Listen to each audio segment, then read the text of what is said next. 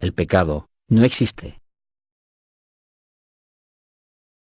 Muchas personas afirman que la religión es necesaria, porque el pecado existe en el hombre. No obstante, nosotros afirmamos que el hombre no es pecador, y que el pecado no existe. Muchos religiosos se oponen a esta afirmación. Pero, si el mundo fue creado por Dios, y si Dios es absoluto y perfecto, entonces, el pecado no existe. El pecado no existe porque nunca fue creado. Si existiese el pecado en el mundo creado por Dios, la culpa sería del mismo Dios, y un ser tan imperfecto no sería Dios. Sin embargo, muchos religiosos insisten en que el hombre es pecador y repiten sin parar: pecadores, pecadores.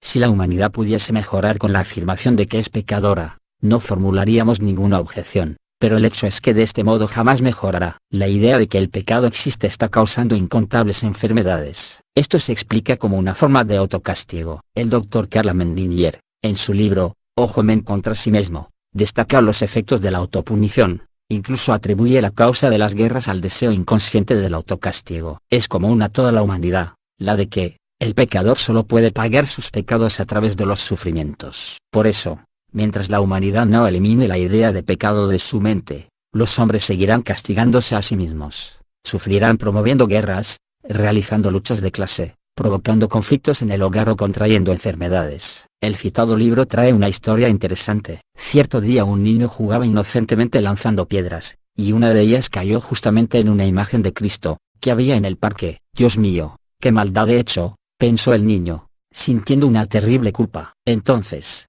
quedó grabado muy fuertemente en su subconsciente la idea acompañada de convicción: yo cometí una falta muy grave contra Cristo. Oh, qué terrible pecado, soy un gran pecador. Transcurrieron varios años. Cuando ya era adulto, una tarde tomó un tranvía. El sol vespertino se reflejó en la cruz de la torre de una iglesia que brilló ofuscadamente. La intensa luz que venía de esa cruz penetró en los ojos del joven, haciéndole recordar que cuando era niño había dañado con una piedra una imagen de Cristo. El recuerdo no brotó con nitidez a su consciente, pero la idea yo soy pecador, que estaba oculta en su subconsciente, fue despertada por la luz que venía de la cruz, y debido a la conciencia de que el pecador debe ser castigado, él perdió la visión en el mismo instante en que el rayo de luz ofuscó sus ojos. Dios, que es amor, jamás castigaría a un hombre con la ceguera solo porque casualmente una piedra cayera en la imagen de Cristo, cuando él, en la infancia, jugaba lanzando piedras. El hecho de que se hubiera quedado ciego no se debe a que fue castigado por Dios, se debe a su propia convicción de que es pecador,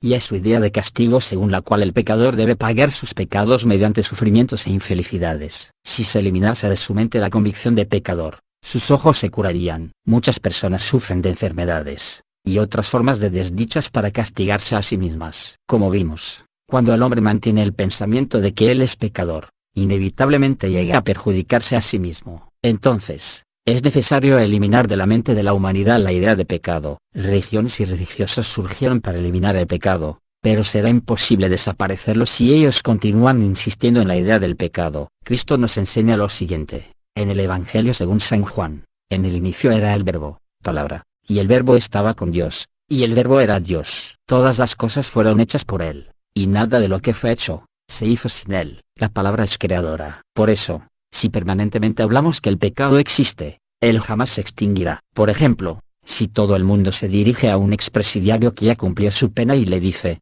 usted es un criminal, es un mal elemento, es un pecador, él nunca podrá regenerarse. Tendrá dificultades para encontrar un trabajo y no le quedará otra alternativa que volver a delinquir. Según el comentario de un juez, quien estuvo preso y fue condenado varias veces no logra rehabilitarse y, generalmente, vuelve a cometer delitos porque mantiene grabado en su mente el pensamiento de que es un criminal. Pero quien obtiene una suspensión de la pena cuando comete un crimen por primera vez, difícilmente vuelve a delinquir. Una vez que recibe la marca de criminal, la tendencia es empeorar cada vez más. Hace años leí sobre el caso de un niño llamado Eddie, asaltante de 8 años de edad, recogido en la ciudad de los niños, dirigida por el padre Flanagan. Como no podía ir a prisión por ser menor de edad, fue llevado a esa ciudad de recuperación. El padre Flanagan, aún frente a un criminal, no lo veía como delincuente, sino como hijo de Dios y afirmaba: tú eres hijo de Dios. Por el poder de este pensamiento y de estas palabras, él lograba recuperar a los niños delincuentes,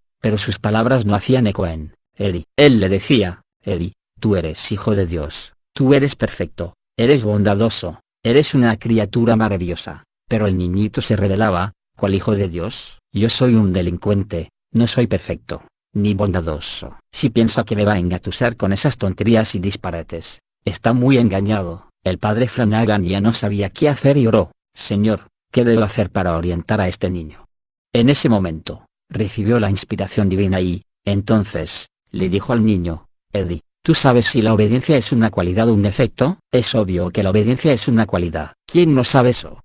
Solo que yo no tengo ni una pizca de alguna cualidad porque soy un malhechor. Esta fue la respuesta del niño. Entonces, el padre le respondió: eso no es verdad. No existe nadie tan obediente como tú. Si practicaste actos malos, fue simplemente porque tuviste malos profesores como delincuentes y malandrines, y actuaste, acatando fielmente, lo que ellos te ordenaban. Si lograste obedecer tan fielmente hasta los malhechores, es porque tú eres muy obediente. Por lo tanto, es suficiente que tú cambies de profesor. Si tienes un buen profesor, solo podrás ser bueno, pues eres muy obediente. Al escuchar esto, el niño se dio cuenta: es verdad, yo tengo esa cualidad, soy obediente. Yo cumplía fielmente las órdenes de aquel jefe de la banda. Soy obediente, tengo el espíritu de la obediencia dentro de mí. Tengo una cosa buena en mí. Yo no soy malo, no soy un pecador, soy bueno. De esta manera, él despertó. Cuando percibió que no era un pecador y que tenía cualidades, comenzó a manifestar la naturaleza divina que habita en el interior del ser humano. Se regeneró, y llegó a ser una persona ejemplar. Esta es una prueba de que, el pecado se extingue cuando el hombre es liberado de la idea de que él es pecador, y adquiere la convicción de que posee virtudes que fluyen de su naturaleza divina interior.